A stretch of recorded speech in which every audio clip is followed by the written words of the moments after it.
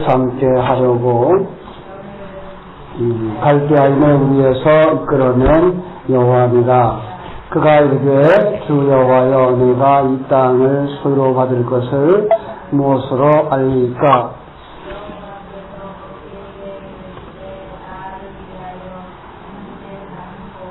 삼년된 암염소와 3년 수양과 산 비둘기와 집 비둘기 새끼를 가져올지니라. 아브라함이 이 모든 것을 가져다가 그 중간을 쪼개고 그 쪼갠 것을 마주대 놓고 그 쇠는 쪼개지 아니하였으며 솔개가 그 사체 위에 내릴 때에 아브라함이 쫓았더라. 해질 때에 아브라함에게 깊은 잠이 임하고 큰 흑암이 두려움이 그에게 임하였더니 여호와께서 아브라함에게 이르시되 너는 반드시 알라. 네 자손이 이방에서 계집되어 그들을 섬기겠고 그들은 400년 동안 네 자손을 괴롭게 하리니 자손이 섬기는 나라를 내가 증벌할지며 그 후에 네 자손이 큰 재물을 이끌고 나오리라. 너는 장수하다가 평안히 조상에게로 돌아가 장사될 것이요 네 자손은 4대 만에 이 땅으로 돌아오리니 이는 아모리 족속의 죄악이 가득 차지 아니하느니라 하시더니 해가 지어서 파는 횃불이 쪼갠 고기 사이로 지나더라. 그날에 여호와께서 아브라함과 더불어 언약을 세워 이르시되 내가 이 땅을 애굽 강에서부터 그 큰 강 유브라데까지 네 자손에게 주노니 곧 겐 족속과 그니스 족속과 간문 족속과 헷 족속과 브리스 족속과 르바 족속과 아모리 족속과 가나안 족속과 기르가스 족속과 여부스 족속의 땅이라 하셨더라. 아멘. 어제는 우리가 하나님의 은혜가 어떻게 신자의 삶 속에서 왕 노릇하는가를 공부를 했습니다. 오늘은 더 구체적인 실례를 들어서 성경 속에서 어떻게 우리에게 은혜 언약이 이루어지는가를 이제 공부하게 되는데요. 어떤 면에서는 이제 은혜 언약의 실체를 이제 드러내기 시작하는 거죠.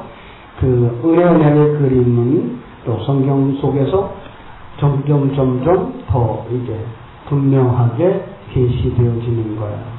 그 첫 번째 약속이 뭐예요? 하나님의 아들의 약속이죠. 하나님의 아들의 약속.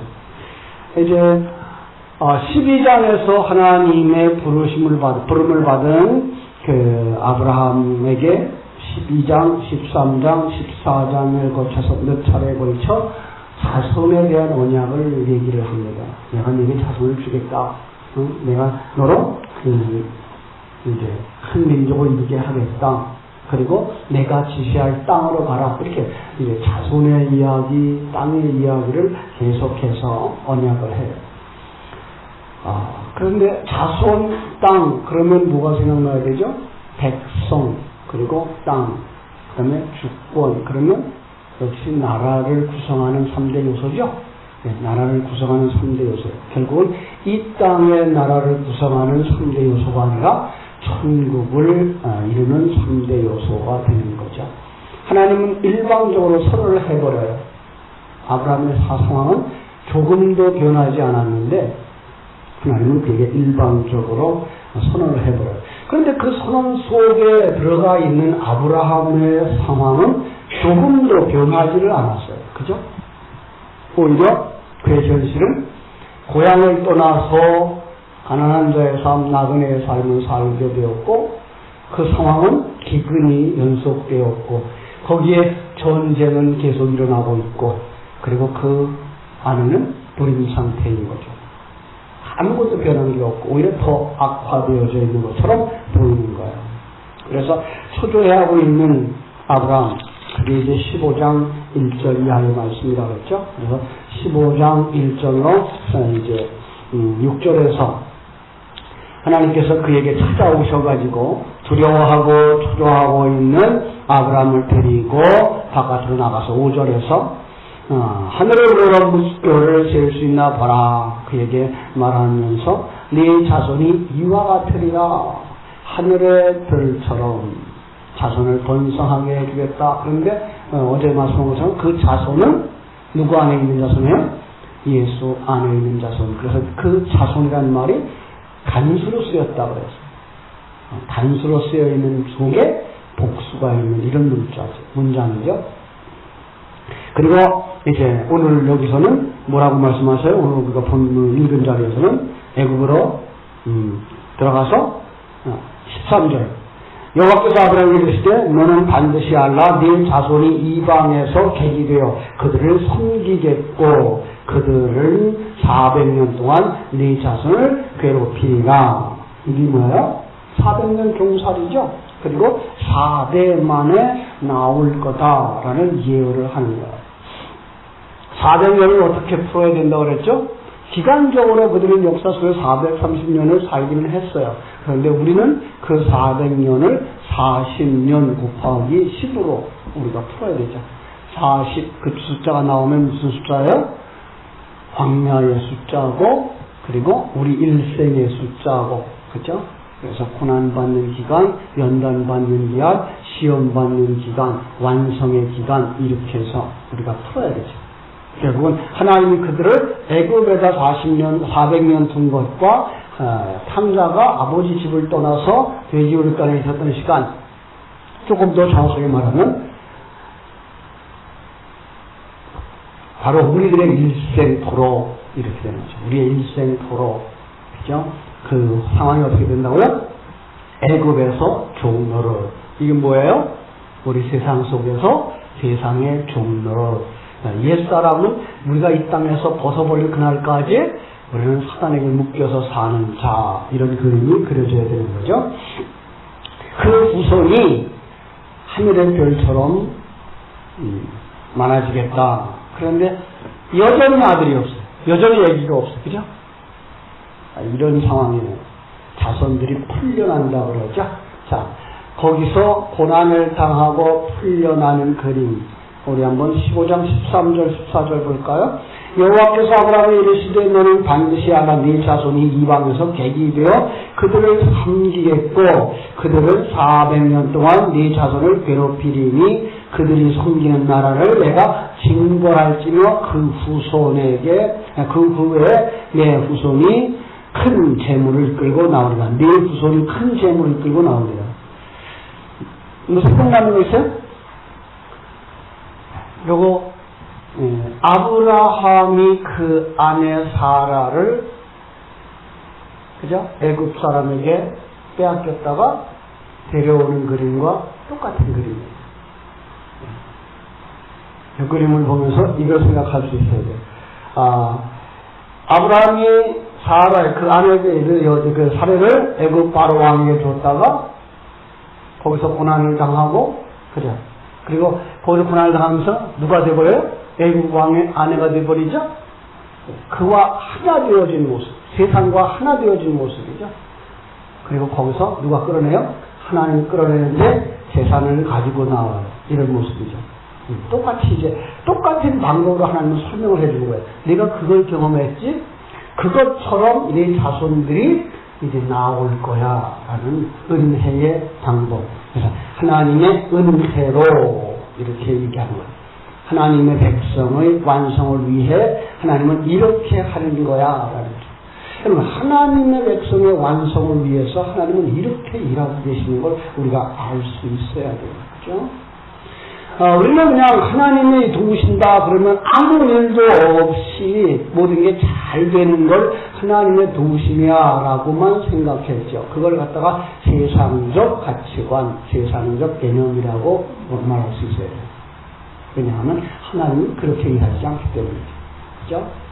하나님은 반드시 우리가 그 속에서 자기가 얼마나 죄 많은 존재인가를 알게 하시고 그 죄를 벗겨버리는, 그런데 우리 옛사람은 그걸 좋아하기 때문에 그리로 빠져들어가서 그걸 벗어버리지 않으려고 하는 이런 모습을 연출하는 게, 그럼에도 불구하고 누가 이겨요?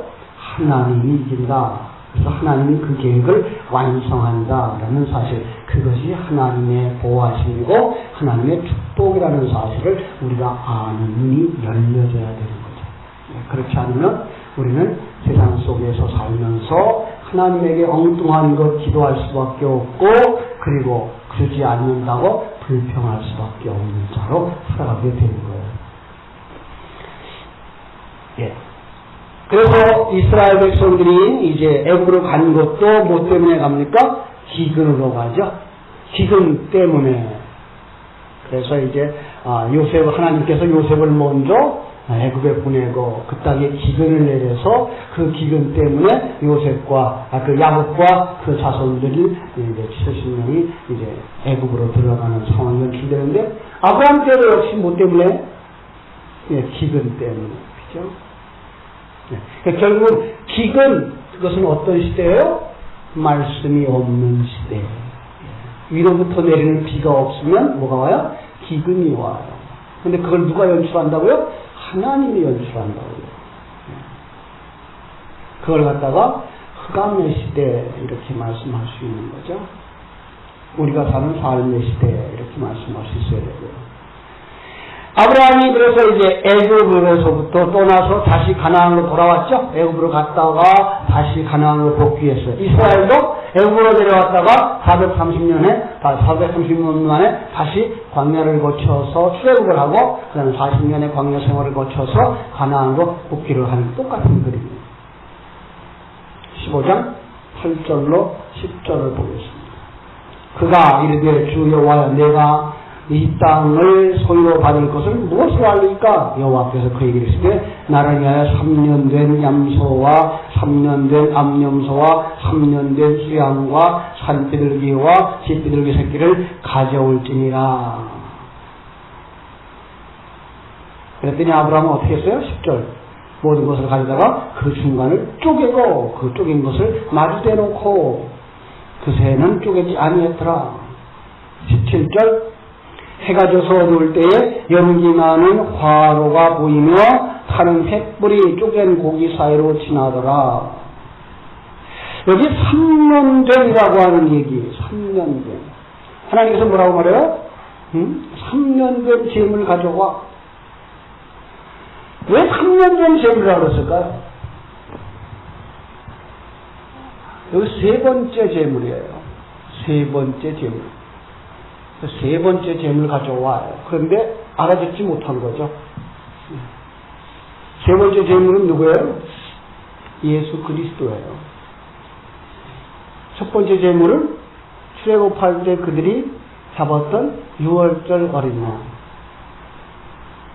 두 번째 재물은 그들이 광야에서 이스라엘 생활 속에서 제물로 드리는 번제물로 드리는 제물. 그리고 세 번째 제물이 예수 그리스도예요. 그런데 사람들이 못 알아들어요. 그래서 아브라함이 못 알아듣죠. 그래서 그가 한 게 뭐예요? 3년 된 그냥 짐승을 가져가다가, 그리고 그것도 쪼개는 방법도 당시에 언약을 맺을 때에 쪼개는 방법이에요. 짐승을 쪼개놓고 그리고 가운데로 지나가면서 이 언약을 파기하면 너는 이렇게 쪼개지는 거야. 너 죽는 거야. 죽음으로써 그 언약이 효력을 발휘하는 그런 모습이죠. 어떤 사람은 그 쪼갰는데, 다 쪼갰는데 새는 쪼개지 않았기 때문에 하나님으로부터 책망을 받고 저주를 받아서 그 자손들이 애굽에 들어갔다 이렇게 얘기를 하는데, 아니요. 새는 쪼개지 않도록 되어 있어요.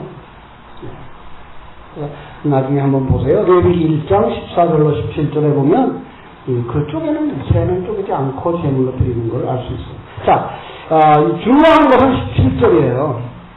해가 져서 어두울 때에 연기나는 화로가 보이고 하는 횃불이 쪼개는 사이, 고기 사이로 지나더라. 그때 아브라함은 뭐였어요? 잠들었어요. 이 성경 속에서 잠든 건 뭘 상징한다? 죽은 거죠. 그렇죠?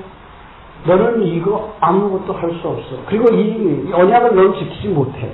당연히 못 지키죠. 언약을 지키지 못하면 어떻게 되죠? 죽는 거야. 저주받는 거야. 그래서 그런데 그 위로 지나간 자는 아브라함이 아니고 누구예요? 하나님이에요. 결국은 그 언약을 맺은 두 사람이 왜? 지키지 못하면 죽는 거예요. 그 죽음을 누가 하겠다? 하나님이 하겠다. 이게 은혜의 언약이죠. 하나님만 지나가고 하나님이 말씀하는 거예요. 너를 못 지켜. 너는 죽어있잖아. 내가 하고. 그러나 아브라함은 역시 뭐만 생각해요? 아직도 자기 입장에서 자기가 어떻게 하면 하나님을 도울까를 생각하는 열심히 있는 신자의 모습을 보여내죠. 그래서 16장에 가면은 아브라함이 누구를 낳아요? 이스마엘을 낳고 그 이스마엘을 갖다 놓고서는 상속자가 되게 해주세요. 저 앞에서는 누구 보고 상속자 되게 해달라고요? 15장에서 그죠? 그 엘리에셀 종 16장에서는 이스마엘 어떻게 하든지 하나님을 도우려고. 왜? 그것이 우리의 인간의 모습이거든요. 그래서 하나님을 언약을 어긴 것이 되죠.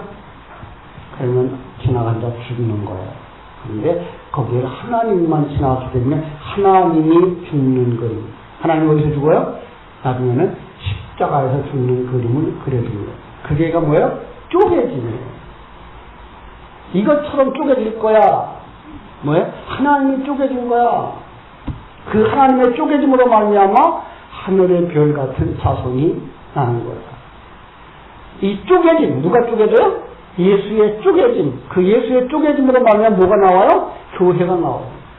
예수의 쪼개짐으로 말미암아 하늘의 별 같은 수많은 하나님의 자손들이 나오는 것. 이걸 갖다가 창세기 1장에서 1장 26절, 27절, 28절에서 하나님이 축복하는 것 가운데 생육하고 번성하여 땅에 충만하라 라고 하는 이름 속에 들어가 있는 거예요. 결국은 생육하고 번성하는 건 그냥 육적인 인간의 번성이 아니라 뭘로 봐야 돼요? 하나님의 백성들의 번성이에요. 천국 백성들의 번성을 볼 수 있어야 되는 거죠. 그런데 그 조건은 뭐예요? 바로 하나님의 쪼개지심으로, 예수 그리스도의 쪼개지심으로 일어나는 사건인 거예요. 쪼개다라고 하는 원어는 바타라고 하는데 그 어근은 바라예요. 베리트. 그래서 베리트라고 하는 언약도 똑같은 바라라고 하는 어근에서 시작되어졌고 쪼갠다고 하는 바타르 역시 이 바라라고 하는 어근에서 시작됐어요. 그러니까 쪼개지는 것과 언약이라고 하는 단어가 뿌리가 같은 거예요. 결국은 거기에서 나온 단어가 뭔가 하면 누울이라고 하는 원어인데 이 누울이라고 하는 것도 할례예요. 결국은 할례도 쪼개짐 그리고 언약 이게 같은 내용이다를 하나의 단어를 뿌리를 가지고서 쓰는 거죠. 그러므로 창세기 15장 아브라함 여기서 하나님은 할례 그림으로 이제 풀어서 이렇게 하나님의 언약은 너희 속에서 성취되는 거야 라고 가르쳐 주는 거예요. 그래서 하나님이 이제 그렇게 지나가시는 거죠. 불 가운데로 지나가죠. 그죠? 그러면 17장 6절을 한번 보시겠습니다.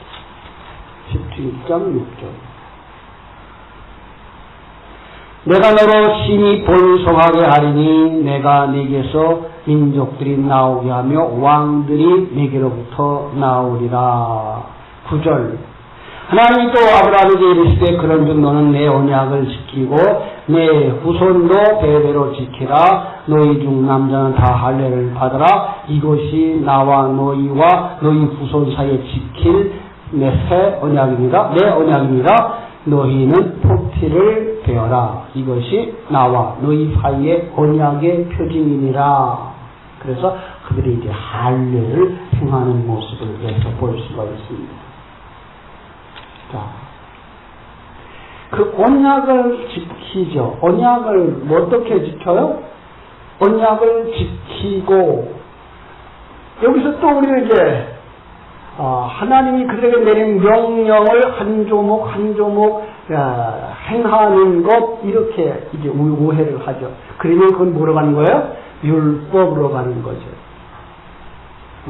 하나님이 우리에게 지키라고 한 것은 그 언약의 말씀은 어디에? 마음판에 새기고 가지라라고 하는 것이지, 그걸 한 조목 한 조목 지키라고 하는 건 아니에요.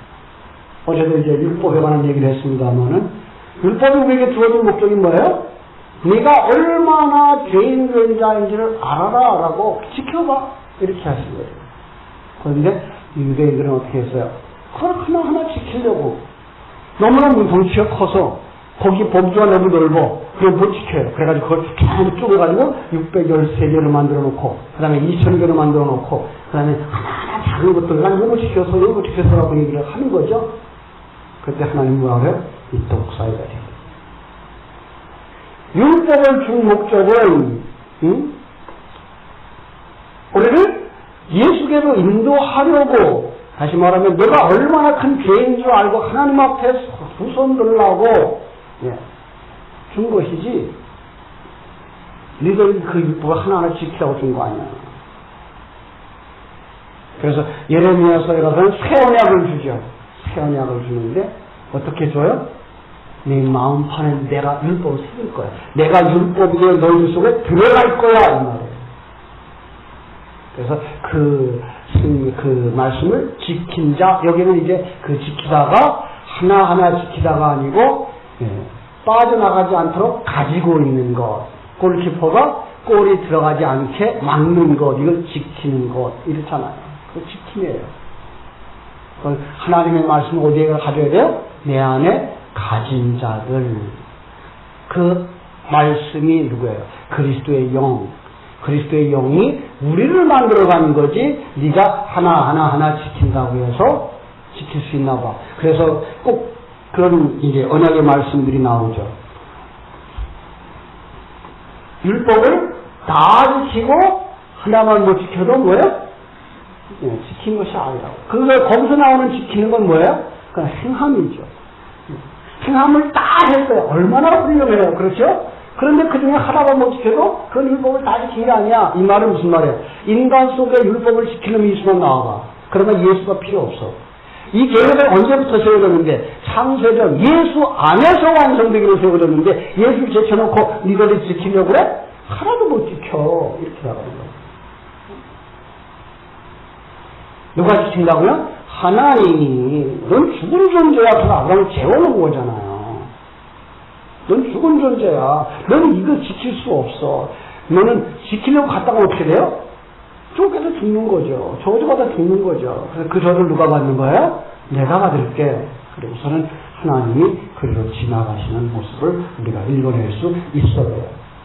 그리고 그 더 구체적인 그림이 창세기 21장에 나오는 아브라함이 이삭을 제물로 바치는 그림인 거죠. 그죠? 그리고 그 그림은 신약에 와서 누구에게 나타나요? 예수 그리스도가 십자가에서 쪼개어져 죽는 모습으로 나타나는 거예요. 그 그림을 또 점점 이제 점진적 방법으로 보면은 약복강가에서 야곱이 죽죠. 그죠? 환도뼈가 부르는데, 환도뼈가 씨를 담은 자루의 의미가 있고, 가장 부드러운 자루의 부분이라는 의미가 있고, 이제 나뭇잎 같은 나뭇잎이라는 의미도 있고, 결국은 이제 남자의 생식기까지도 이제 상징을 하는 부분인데, 그건 뭐죠? 그의 후손이 죽음으로 말미암아 네가 살아가는 거야라는 걸 가르쳐 주기 위하여 하나님께서 그를 치신 거죠. 그의 전 생명을 죽인 거예요.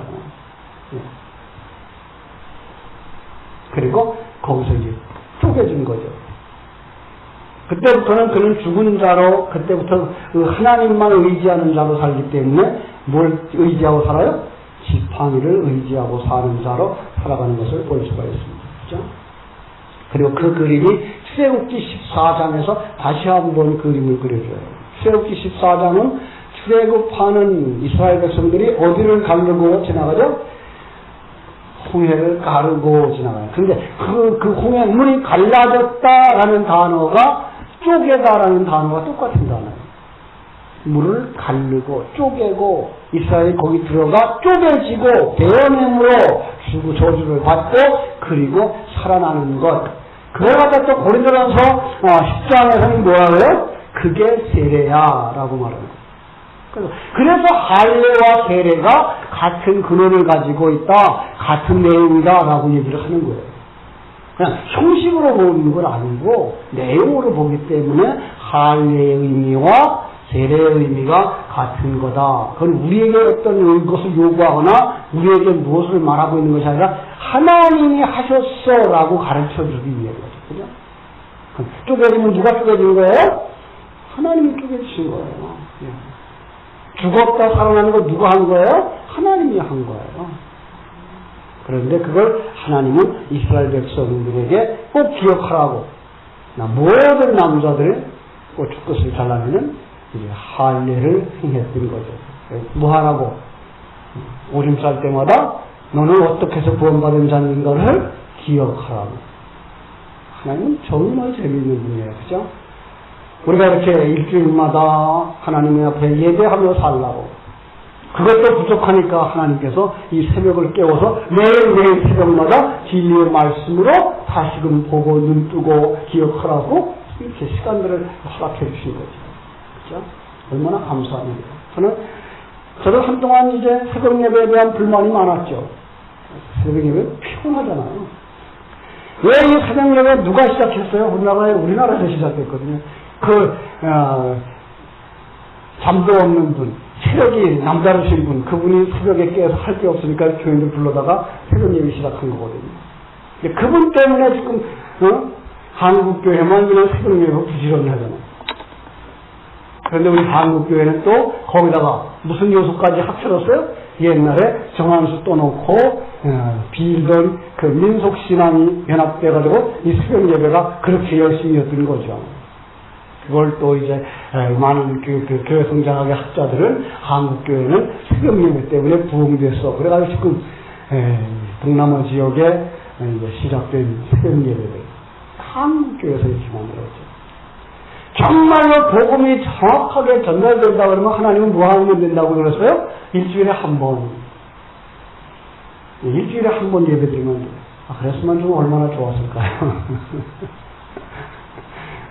그런데 실상 더 좋은 건 우리가 매일같이 진리의 말씀으로 묵상하고 다시금 그것 되새기면서 그 진리를 쌓아갈 수 있다면, 정확한 복음만 전달된다면 그건 엄청 좋은 거죠. 그래서 새벽을 깨우셔야 돼요. 그래서 저는 이 새벽에 교회가, 새벽 예배가 부흥되기를 위해서 기도하고 있고요. 이 지역에는 예수 그리스도의 사람들이 이 새벽을 깨워서 진리의 말씀을 듣고 하루를 살았으면 좋겠다라고 생각을 합니다. 삼식기를 쪼개는 것, 그것은 바로 죽음을 상징하는 거죠. 하나님이 죽음으로 살아난 거야. 이거 기억하라고.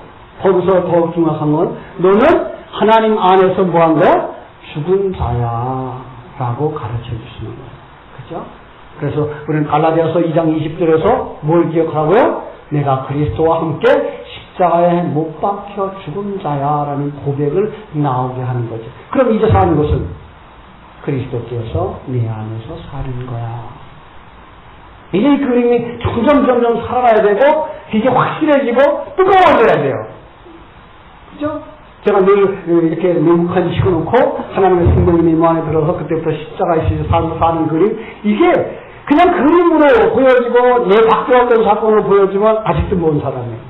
이게 그러니까 내 걸로 여겨지고, 그리스도가 내가 죽었다고 할 때 내 그 옛사람이 정말 힘을 잃는 것이 느껴져야 되고, 그리고 예수 그리스도가 내 안에서 사는 것이라고 할 때 정말 여러분의 생명 속에 예수 그리스도의 생명이 이렇게 움직여지는 게 느껴지고 감동이 되어질 수 있어야 된단 말이에요. 아마 모자는 그렇게 될 거예요. 모자는 그렇게 될 거예요. 지금은 그게 무슨 소리야 그럴지 모르는데 왜 그러죠? 임신하면 입덧이 나고 배가 불러질 거야. 첫 임신에도 그러지 않을 수도 있거든요. 며칠 동안은. 그죠? 그리고 배도 안 부를 수 있거든요. 그러나 정말로 그 생명이 있다면 시간이 얼마 지나면 분명히 이 뜻이 나타날 것이고 분명히 배가 불러질 것이고, 그죠? 그래서 사실이니까.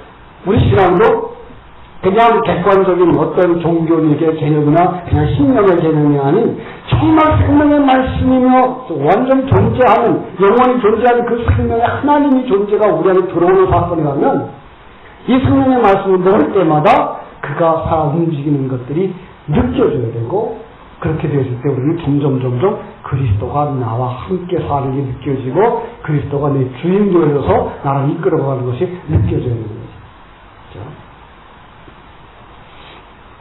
여러분, 그것이 세상적인 약속이었다면 오늘 창세기 15장 마지막 부분에서 약속한 땅, 그죠? 18절에서부터 21절에 약속한 그 땅이 누구 때 이루어져야 나오세요? 아브라함 때든지 야곱의 때든지, 그죠? 요셉의 때든지 이루어져야 맞잖아요. 그런데 그 약속의 땅들은 언제쯤 가서 그들이 맛보았죠? 다윗 왕의 번영을 통해서 그때 가서야 겨우 이 땅을 차지했어요. 그런데 또 다윗에게 어떤 약속을 하죠? 다윗에게 약속한 사무엘하 7장 12절로 16절 내용을 쭉 나중에 한번 보세요. 보면은 그 약속은 다윗 때에 성취된 게 아니고 다윗의 자손을 통해서 성취되게 돼 있어요. 왜냐하면 그들의 자손의 나라가 영원할 것이라 그러는데 그들의 나라가 영원하지 않거든요. 결국 누구 때 가서 영원해요? 예수 그리스도 때에 가서 영원히 되어지는 거죠. 여러분, 그림을 볼 때 그 약속들은 세상 것들이 아닌 뭐예요? 영적인 것들이었고 하나님 나라에 관한 것들이었다라는 걸 우리가 알 수 있습니다. 그렇습니다. 자, 우리 이러한 생명을 가진 자들, 이 생명을, 이 언약의 말씀을 믿는 자들, 하나님의 뜻을 아는 자들은 어떻게 살아야 될까? 오늘 말씀 한 곡 보고 마치겠습니다. 골로새 1장 13절. 신약성경 골로새서 1장 13절. 323쪽. 골로새서 1장 13절. 그가 우리를 흑암의 권세에서 건져내사 그의 아들의 사랑의 아들의 나라로 옮기셨으니, 그죠? 바로 우리를 이렇게 옮겼다. 이 말씀은 요한복음 5장 24절에서도 말씀하고 있죠. 자, 그런데 오늘 그건 안 보고요. 로마서 6장으로 가보겠습니다. 로마서 6장 1절로 2절. 어떻게 살아야 된다고요? 로마서 6장 1절로 2절. 그럼 우리는 하나님이 했으니까 우리는 아무것도 안 해도 되겠네요? 라고 말할 때 어떻게 할까요? 6장 1절 2절. 그런즉 우리가 무슨 말을 하리요? 은혜를 더하게 하려고 죄 더하겠느냐? 그럴 수 없느니라. 죄에 대하여 죽은 우리가 어찌 그 가운데 더 살겠느냐?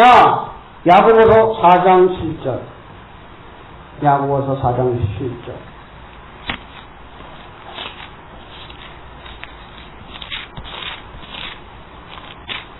야고보서 4장 7절 373쪽. 그런즉 너희는 하나님께 복종할지어다. 그리고 어떡하라?